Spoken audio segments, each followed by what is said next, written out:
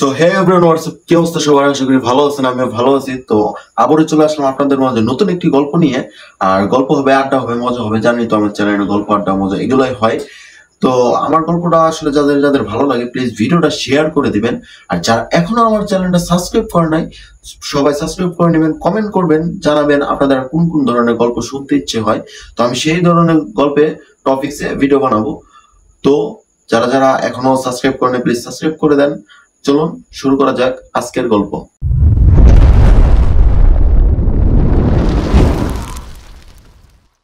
তো গল্পটা ছিল আসলে এমন, আজাপাড়া নামের একটা গ্রাম ছিল। তো এটা একটা গ্রামের গল্প, যেটা আমি আমার এক ফ্রেন্ডের কাছ থেকে শুনেছি। তো এই গল্পটা আজকে আমি আপনাদের মধ্যে শেয়ার করব। গল্পটার নাম হচ্ছে, সে দিয়েছে আজাপাড়া গল্প, যেটা আজাপাড়া গ্রামের নামে একটা গল্প। তো আজকের গল্পের মেন টপিকটা হচ্ছে যে গ্রামের ভিতরে বেশ কিছুদিন ধরে একটা আজব ঘটনা ঘটতেছিল। কিছুদিন ধরেই প্রতিদিন সন্ধ্যার পরে 2 থেকে 3টা লাশ পাওয়া যেত। লাশগুলা আসলে গ্রামের কারো ছিল না, অচেনা একটা লাশ। তো এরকম চলতে চলতে প্রায় অনেক দিন ধরে এরকম একটা কাহিনী যে প্রতিদিনই লাশ পাওয়া যাইতেছে, 2 থেকে 3টা করে লাশ পাওয়া যাচ্ছে। কিন্তু লাশটা কোথা থেকে আসতেছে বা কিভাবে তাদের মৃত্যু হচ্ছে এটা আসলে কেউ জানে না। তো এরকম করতে করতে অনেকদিন হয়ে গেল। গ্রামের সবার ভিতরে একটা ভয়ের সৃষ্টি হয়ে গেল। ভয়ের সৃষ্টি হওয়ার পরে গ্রামের সবাই এখন সন্ধ্যা 7টার পরে বাইরে বের হয় না। সবাই একটা ভয় থাকে। বয়স্করা তারাও তাড়াতাড়ি এখন বাড়ির ভিতরে চলে যায়। তো এরকম করতে করতে তাদের গ্রামে প্রায় 6 থেকে 7 মাস সমস্যা কমে না। এখন এই বিষয়টা জানার জন্য গ্রামের কিছু যুবক, 5জন যুবক মিলে, মানে ইয়াং বয়সের ছেলে, তারা মিলে একটা প্ল্যান করলো। আসলে যে জায়গায় লাশটা পাওয়া যায় সেই জায়গায় আসলে কি আছে। গ্রামে যে লাশগুলা পাওয়া যায় সেগুলা লাশের ভিতরে হয়তো কোনো লাশের চোখ নাই, কোনো লাশের বুক ছিদ্র, হাড় নাই, বা কোনো লাশের হাত নাই, পা নাই, রক্ত নাই। তো এরকম টাইপের অনেক লাশগুলা পাওয়া যাচ্ছে। আসলে গ্রামের মানুষ সবাই চিন্তিত হয়ে গেছে, আসলে হচ্ছেটা কি, গ্রামের ভিতরে এগুলো কি হচ্ছে, লাশগুলো আসছে কোথা থেকে। তো এইটা কেউ জানার চেষ্টাও করে না, কারণ ভয়ের কারণে কেউ সন্ধ্যার পরে বাইরে বের হয় না। এরকম কাটতে কাটতে কাটতে অনেক সময় পার হয়ে গেল। এখন গ্রামের কিছু যুবকরা মিলে, 5জন যুবক মিলে একটা প্ল্যান করলো যে আসলে এই লাশগুলো আসছে কোথা থেকে, আর কে আনছে, আর এই মানুষগুলো কে। তো এটা জানার জন্য তারা কি করলো, গ্রামের পাশেই ছিল একটা বড় বিশাল বট গাছ। এখন বট গাছের উপরে তো 5জন রাত্রিবেলা, তারপরের দিন রাত্রিবেলা 5জন মিলে প্ল্যান করে সেই বট গাছের উপরে যে বসে রইল। আর গ্রামের কোনো মুরব্বী বা তাদের ফ্যামিলি কাউকে জানানো হয়নি, কারণ জানলে কেউ তাদের বাইরে আসতে দিবে না, কারণ সবাই একটু ভয়ের ভিতরে আছে। তো তারা গেল, সময় যায় ঠিক রাত 12টার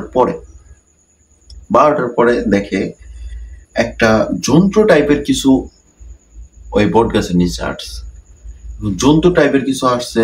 তো একটা ছেলে, ওদের মাঝখানে একটা ছেলে যে সব থেকে উপরের ডালে ছিল, ওর ওখান থেকে সবকিছু স্পষ্ট দেখা যায়। আর রাতটা ছিল জ্যোৎস্না রাত। তো সে দেখলো যে একটা জন্তু টাইপের কিছু, যার হাইট হবে 10 থেকে 12 ফুট। 10 থেকে 12 ফুট সাধারণ একটা মানুষের চেয়েও বড়।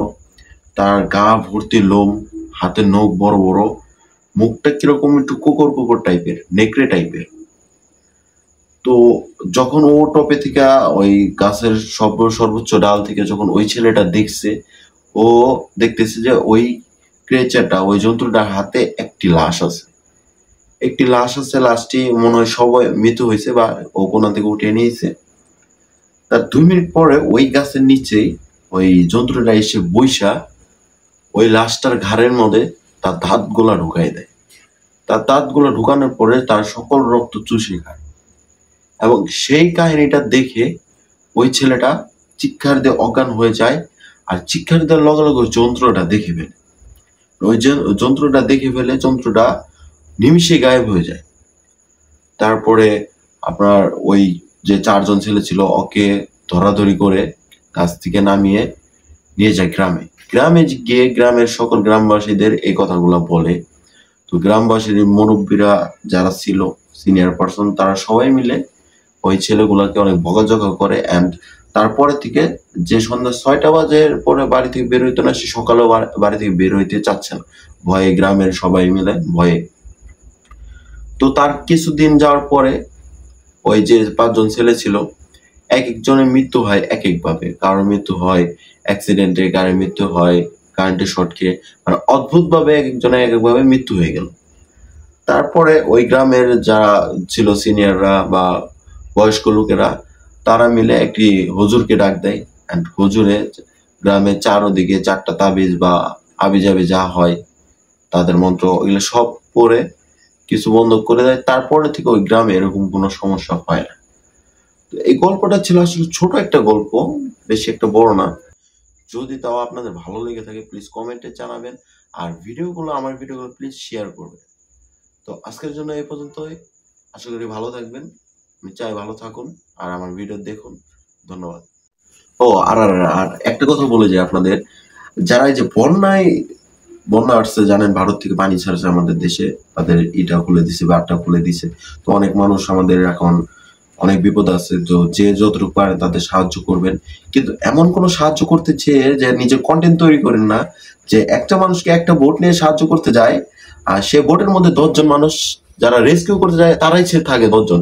তো সেই বোটের ভিতরে তারা আর কিভাবে আর মানুষগুলোর উদ্ধার করবে? তো আমি কালকে একটা ভিডিও দেখছিলাম, যেটার মধ্যে 4-5 জন মেয়ে 3জন ছেলে, তো তারা বোট নিয়ে কি রেস্কিউ করতে গেতেছে, মানে মানুষদের বাসায় নিয়ে যেতেছে। একজন স্টার দেখলে মনে হয় যে তারা শুটিং স্পটে আছে, আর তারা হলো একটা ভিডিও কন্টেন্ট তৈরি করতে আসছে।